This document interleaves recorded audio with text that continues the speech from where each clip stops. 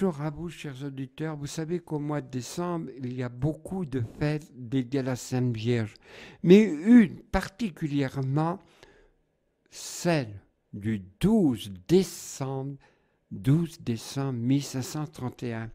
En effet, ce peuple aztèque était sous le joug d'une dictature, comme on dirait aujourd'hui, esclave, mais il sacrifiait tous ceux qui avaient perdu la guerre de ci et de là et ont sacrifié les enfants, autant les grands, mais je ne vous fais pas de description. Cependant, l'empereur Montezuma eut un songe, et il vit dans ce songe des voiliers qui étaient gonflés par le vent et sur ces voiliers une croix noire. Et il vit ces hommes débarquer.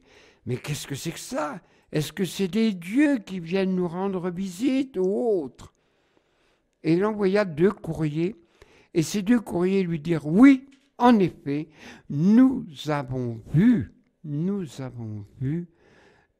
des caravelles, et nous avons vu la croix noire sur leur voile, et nous avons vu 500 hommes débarquer sur le rivage.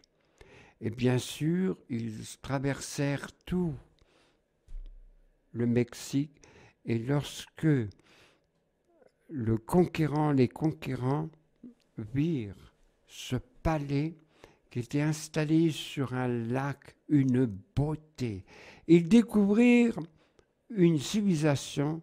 Juan Cortés en était époustouflé.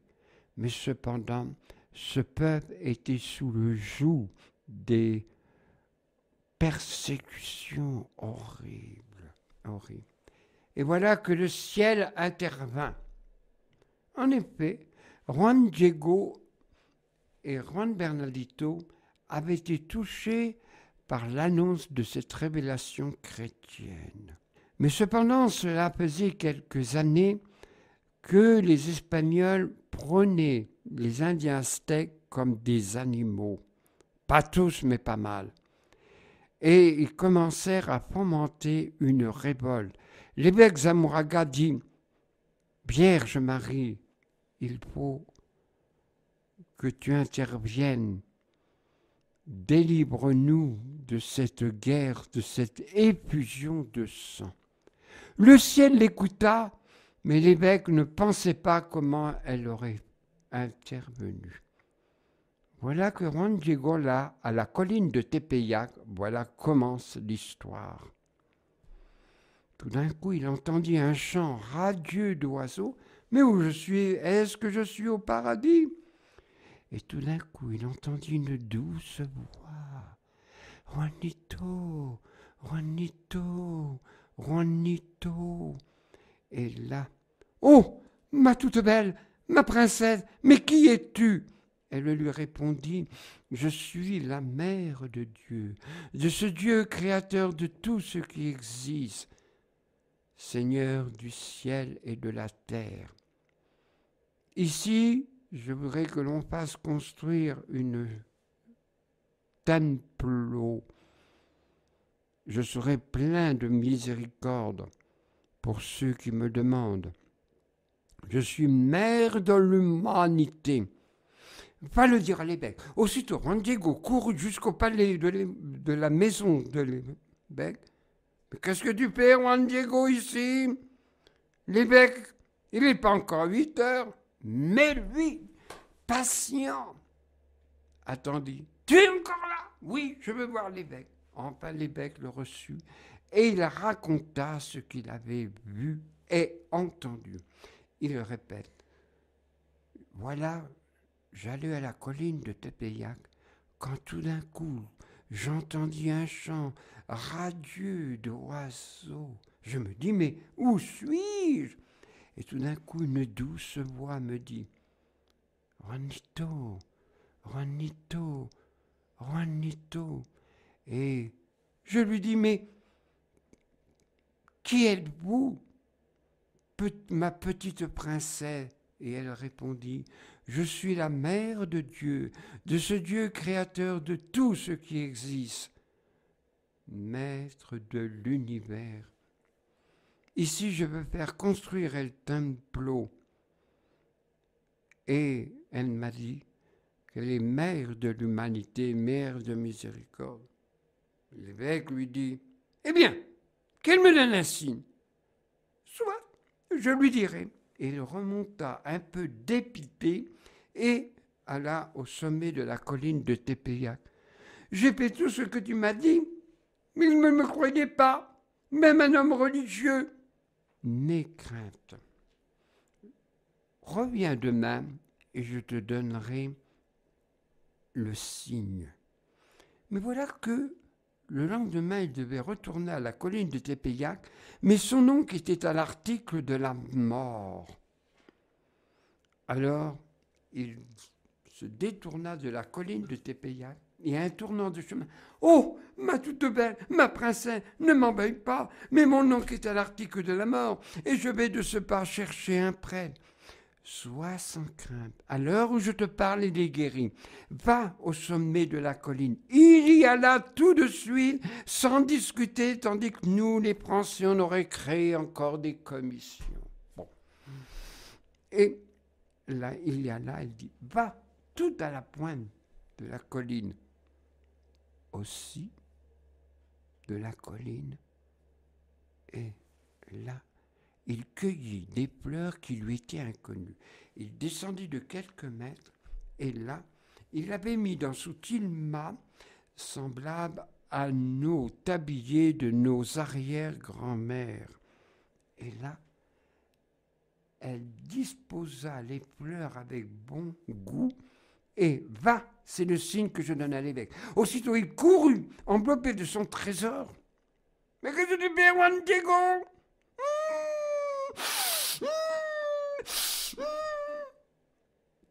Mais qu'est-ce que ça... Dis-nous voir. Pendant ce temps-là, l'évêque était en réunion, comme sont nos évêques, en réunion d'une autre réunion pour conclure où. Et là, il était avec l'amiral pour préparer la défense car il sentait qu'il y avait une révolte.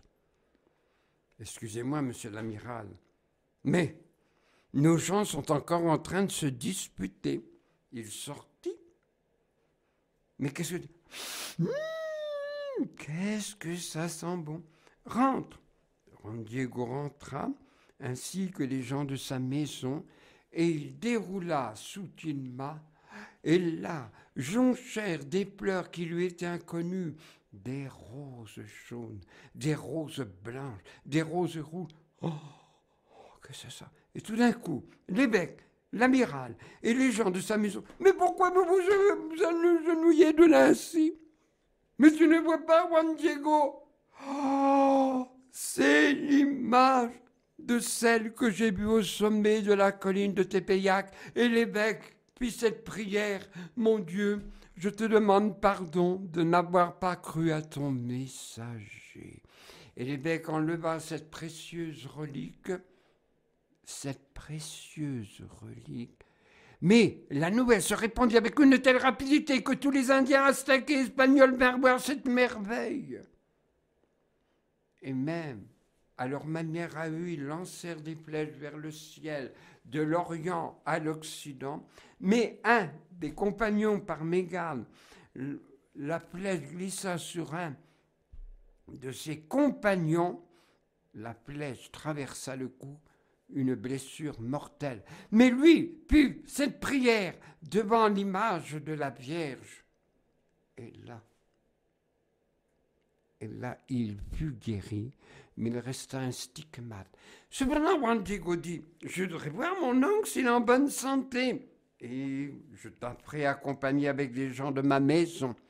Et qu'est-ce qu'il vit? Juan Bernardito en train de gratouiller la terre. Mais qu'est-ce que tu fais là avec tous ces braves gens? Oh, je vais te dire, je sentais que la vie partait de mes membres quand tout d'un coup, toute ma maison fut éclairée d'une lumière céleste et là, je la vis et elle me dit, lève-toi, lève-toi, lève-toi. Et aussitôt, Je fus guéri et elle m'a dit, désormais, vous m'appellerez sous le vocable de Notre-Dame de Guadalupe. Cette histoire vraie, belle, s'est passée 10 ans après la conquête de Hernán Cortés, au mois de décembre 1531. Et bien sûr, il y eut des grands pèlerinages. On construit une petite chapelle faite par les Aztèques et les Espagnols. Guadalupe, c'est merveilleux. Et aussi, à l'heure où je vous parle, au XXe siècle, on a découvert dans ses pupilles des deux yeux l'image de Juan Diego, de l'évêque et de les gens de sa maison. Incroyable. Le tissu qui était fait à base de cactus grossier devait au bout de 20 ans disparaître. Non, il est encore là. Et cette belle peinture que les savants ont cherché, est-ce que ça venait de la terre, est-ce que ça venait de la végétation, est-ce que ça venait d'un animal? On n'a pas trouvé cette. Et ils ont traversé des siècles et des siècles, alors que la fumée des bougies aurait pu l'abîmer. Et aujourd'hui, elle est invoquée sous le vocable encore de Notre-Dame de Guadalupe. Ah, merveilleux. Et grâce à Jean-Paul II, quand il a été la première fois dans un pays étranger au Mexique, nos journalistes de l'époque, Patrick Poivre d'abord, parla de cette histoire merveilleuse. Et bien sûr, c'est là où l'Occident chrétien a connu cette merveille, Notre-Dame de Guadalupe. Voilà, cette belle histoire merveilleuse. Et encore, je ne vous ai raconté qu'un petit chapitre, il en aurait de temps. Et je vous conseille, si vous voulez, de bien l'écouter. Et je remercie RCF avec son personnel si aimable, si bienveillant, que Notre-Dame de Guadalupe vous protège. Et aussi pour la prier pour les mamans qui attendent un heureux événement. Priez Notre-Dame de Guadalupe. Ce n'est qu'un résumé, mais je ne veux point vous fatiguer. La semaine prochaine, si Dieu le permet, je raconterai des contes de Noël. Voilà, que Dieu vous bénisse et que la Vierge de Guadalupe, notre maman du ciel, vous bénisse.